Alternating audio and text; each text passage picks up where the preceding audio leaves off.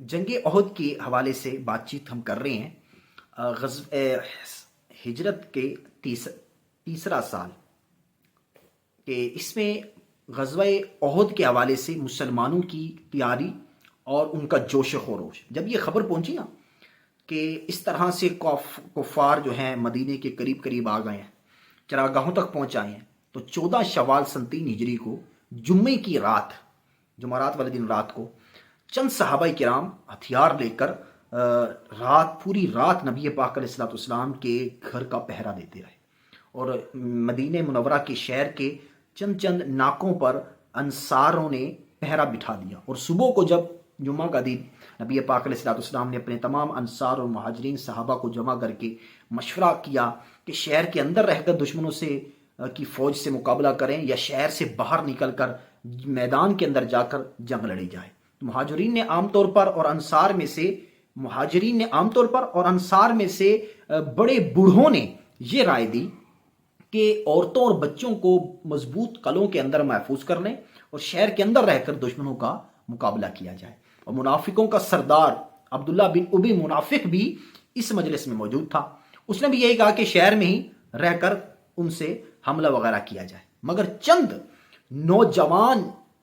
صحابہ کرام، کم سن نوجوان جو تھے، جو جنگ بدر میں جنہوں نے شرکت نہیں کر سکے تھے، جو اس وقت چھوٹے تھے، اب کچھ بڑے ہو گئے، تو وہ جوش جہاد میں آپے سے باہر ہو رہے تھے۔ وہ اس رائے پر اڑ گئے کہ نہیں، میدان میں نکل کر ان دشمنان اسلام سے فیصلہ کن جنگ کیا جائے۔ اللہ اکبر۔ نبی پاک علیہ الصلوۃ والسلام نے سب کی رائے سن لی، تو پھر اپنے مکان میں جا کر ہتھیار، جو جنگ کا ہتھیار جو ہوتے ہیں، ہتھیار والے جو کپڑے ہوتے ہیں، وہ پہن کر باہر تشریف لائے، اور جب باہر تشریف لائے تو سارے لوگ اس بات پر متفق ہو گئے تھے کہ شہر کے اندر رہ کر ہی ان کے حملے کو روکا جائے گا، مگر نبی پاک علیہ الصلوۃ والسلام نے فرمایا کہ پیغمبر اللہ کے نبی کے لیے یہ زیبا نہیں دیتا کہ ہتھیار کو پہن کر پھر اتار دے، یہاں تک کہ اللہ تبارک و تعالی اس کے دشمنوں کے درمیان فیصلہ فرما چکا۔ اب تم لوگ خدا کا نام لے کر میدان میں نکل پڑو، اگر تم لوگ صبر کے ساتھ میدان جنگ میں ڈٹے رہو گے تو ضرور تمہاری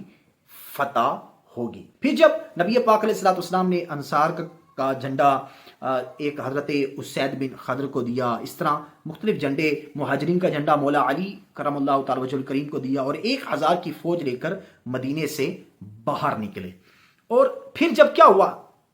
جب 1000 کی فوج لے کر جب میرے آقا علیہ الصلوۃ والسلام شہر مدینہ سے نکل رہے تو دیکھا کہ شہر سے نکلے تو دیکھا کہ ایک فوج چلی آ رہی ہے۔ میرے آقا علیہ الصلوۃ والسلام نے پوچھا کہ یہ کون لوگ ہیں؟ لوگوں نے عرض کی یا رسول اللہ صلی اللہ علیہ وسلم، یہ جو منافق ہے ہمارے اندر عبداللہ بن ابی، یہ اس کے ہی ساتھی یہودیوں کا لشکر ہے۔ میرے آقا علیہ الصلوۃ والسلام نے فرمایا کہ جو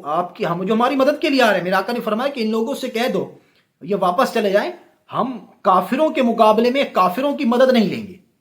اور یہودیوں کا یہ لشکر واپس چلا گیا۔ پھر عبداللہ بن ابی جو منافقوں کا سردار بھی، جو 300 اپنے آدمیوں کو لے کر آیا تھا نبی پاک علیہ الصلوۃ والسلام کے ساتھ، یہ کہہ کر واپس چلا گیا کہ معاذ اللہ کہ نبی پاک علیہ السلام نے میرا مشورہ قبول نہیں کیا، کہ میں کہہ رہا تھا مدینے میں رہ کر جنگ کی جائے، تو میری رائے کے خلاف انہوں نے میدان میں لڑنے کے لیے